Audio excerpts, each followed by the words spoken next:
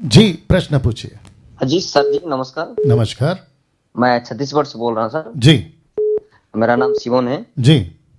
जी, मैं आपसे एक सवाल पूछना चाहता हूँ। जी। और मेरा सवाल ये है कि आज लोग बोलते हैं कि मैं नहीं गिरूंगा, मैं परमेश्वर से दूर नहीं होगा, उसको नहीं भूलूंगा, बोलते हैं। पर जी। वचन में एक बात लिखा गया है यूहन्ना के बारे में जी। कि यूहन्ना जब बपतिस्मा दे रहे होते हैं सर, जी। स्वयं यीशु मसीह उनके पास आ जाते हैं। जी। और जब बपतिस्मा के लिए बोलते हैं तो यूहन्ना खुद बोलता है कि तेरे हाथ से मुझे बपतिस्मा लेने की जी। जरूरत जी। मैं नहीं दे सकता। जी।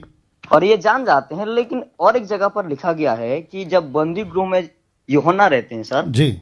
तो वहां पर बोलते हैं कि जिसकी हम इंतजार कर रहे हैं, क्या वही तुम हो कि और कोई आने वाला है, इस जी। प्रकार जी। बोलते जी, मत्ती का 11 का 3। हैं। हाँ जी। जी। जी। तो जी। मेरा सवाल ये है कि उस समय तो पूरी तरह से जान जाते हैं, पर जी। ये बंदी गृह में जब रहते हैं तो इस प्रकार सवाल क्यों करते हैं सर? वंडरफुल, बहुत अच्छा सवाल। ओके। वाह। जी, लाइन पे बने रहें, जवाब दे रहा हाँ हूँ, जी। ठीक है हाँ जी। ना। साथ ही साथ आपका फ़ोन साइलेंट मोड पे है, क्योंकि अगर साइलेंट मोड पे होगा तो टू टू नहीं बचेगा शायद। आता ही है, ठीक है, कोई बात नहीं। जी, भाई साहब का प्रश्न ये है कि जॉन द बैप्टिस्ट, यूहन्ना बपतिस्मा, वो व्यक्ति जानता था। उसी ने खुद ने कहा कि देखो ये जो आ रहा है जगत का मेमना है। उसने कहा कि मैं जानता हूं कि तू मसीह है, बपतिस्मा मुझे लेना है आपसे, आप नहीं लेना मुझसे। ये दूसरा। तीसरा, आसमान को कबूतर, पवित्र आत्मा को कबूतर की नहीं, आसमान से आते देखा, आसमान से आवाज आई परमेश्वर पिता की। इन सब का विटनेसेस वाला जॉन द बैप्टिस्ट मत्ती 11:3 में अपने चेलों को भेजता है। जब वो जेल में था, कहता है कि जाके पूछ के आओ कि आने वाला तू है या कोई और। तो ऐसी बातें जॉन द बैप्टिस्ट के साथ क्यों हो गई, ये प्रश्न भाई ने अभी पूछा है ना। इसका जवाब मैं इस तरीके से दे देता हूं। देखिए, सबसे पहली चीज ये है कि जब हम किसी को कहते हैं ना ये प्रभु का सेवक है, तो उसके ऊपर एक प्रकार का थप्पा या छाप या आइडेंटिटी या मोहर नहीं लग जाती कि ये कभी गलती नहीं करेगा। ये दिमाग में डाल लो आप। वाह, वापस बोल दूं।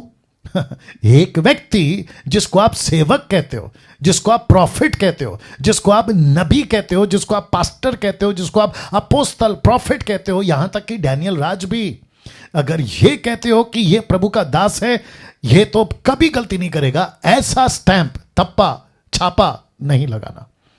मूसा, प्रभु का नबी, एक ऐसा व्यक्ति जिसको प्रभु कहता है ये मैं इसको ऐसे बात करता हूं जैसे कोई अपने भाई से बात करता है। अब्राहम से कहता है कि ये तो मेरा चुना हुआ है, ये मेरा घर का आदमी है, जिसके ऊपर मैं अपनी एक ऐसी राष्ट्र लाऊंगा जिसको कहते हैं इजराइल, नेशन ऑफ इजराइल।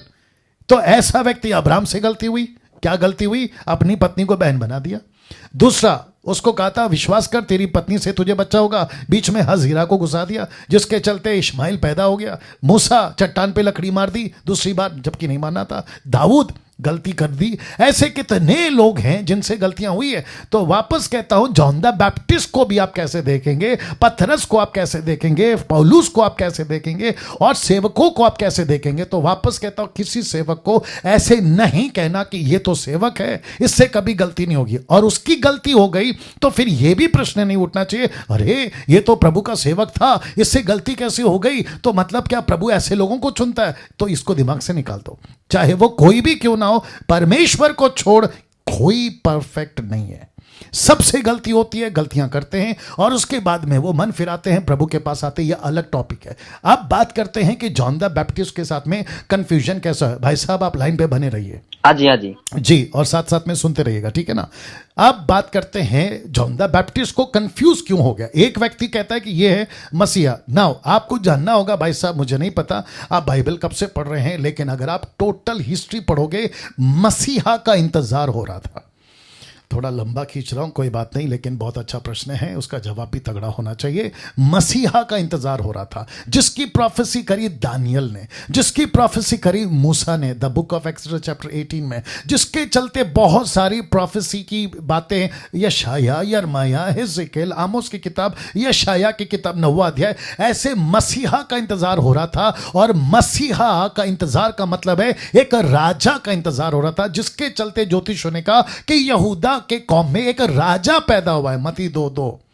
तो ये हेरोदेस कहता है कि मैं राजा हूं, मुझे छोड़ दूसरा कौन सा राजा आ सकता है, जिसके चलते 2-2 साल के बच्चे कट गए, याद होगा आप लोगों को। और उसके बाद में सब वेट कर रहे थे कि अचानक से मसीह आएगा, फिलिस्तीन का राज्य है, रोम का राज्य है, हेरोदेस का राज्य है, इनका राज्य है, उनका राज्य है, इन सबको खत्म करेगा, डिक्लेयर कर देगा। और इसी प्रश्न को पतरस ने पूछा था प्रेरितों की किताब 1 अध्याय वचन 3-4 में। उसने कहा कि क्या प्रभु तो इजराइल को अभी राज्य फेर देगा? राज्य मतलब इंग्लिश में किंगडम। तो उसको क्या लगा कि अब आप तो क्रूस पे मर गए, मसीह का काम खत्म हो गया, अब आप डिक्लेयर कर दो कि आप किंग हैं पूरे यूनिवर्स के और आप अपना राज्य को स्थापित करो। तब यीशु ने कहा ना ना ना ना, तुम बहुत बड़ी भूल में हो। दूसरा कॉन्सेप्ट, मत्ती का माफ करें, यूहन्ना का 6वां अध्याय, आपको पता होगा कि जब रोटी से चमत्कार हो गया तो जो चेले यीशु को छोड़ के चले गए 57 से आगे, यूहन्ना का 6 का 57 से आगे, वो चेले यीशु को राजा बनाना चाहते थे।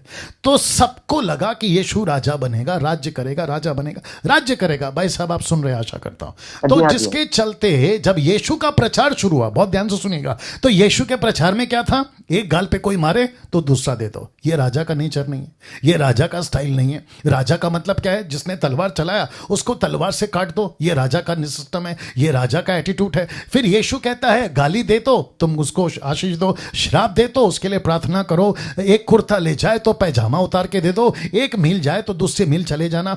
ऐसी प्रचार सुनकर और ऐसा माहौल, घोड़ियों के बीच में बैठता है, घोड़ियों को चंगाई देता है, वेश्याओं के बीच में उठता बैठता है, उनको ठीक करता है, वेश्याओं को अलाउ करता है, मेरे पैरों को अपने बालों से साफ करो। ऐसी प्रचार जब सुनी तो मत्ती 11:1 जल्दी निकालो, मत्ती 11:1 बहुत ध्यान से सुनना। आपने जो आपने प्रश्न पूछा है, देखिए क्या लिखा है। मत्ती 11:1 में लिखा है, जब यीशु अपने 12 चेलों को आज्ञा दे चुका, वह उनके नगरों में उपदेश प्रचार करने को वहां से चला गया। यूहन्ना ने बंदी गृह में मसीह के कामों का सुसमाचार सुना। तो इसका मतलब क्या है? उसने जेल में बैठे बैठे सुना। तो क्या सुना? यीशु का प्रचार ऐसा है, राजा वाला तो कोई गुण ही नहीं है, अधिकार वाला तो कोई गुण ही नहीं है। यीशु तो यूहन्ना के 4 अध्याय में चेलों के पैर धो रहा है। मरकुस कहता है मैं सेवा लेने नहीं, सेवा करने आया हूं। ऐसा प्रचार सुन के भाई साहब आप जो सुन रहे हो अभी, किसके मन में शक नहीं उठेगा कि क्या ये मसीहा है? अब बताइए। हेलो, हाँ जी जी, अभी मन में प्रश्न उठेगा ना? जी सही है जी। अगर यीशु का लाइफस्टाइल ऐसा है, एक तरफ प्रोफेसी है कि मसीहा पैदा होगा, एक तरफ प्रोफेसी है कि राजा पैदा होगा, लेकिन ये मसीहा राजा क्या कर रहा है?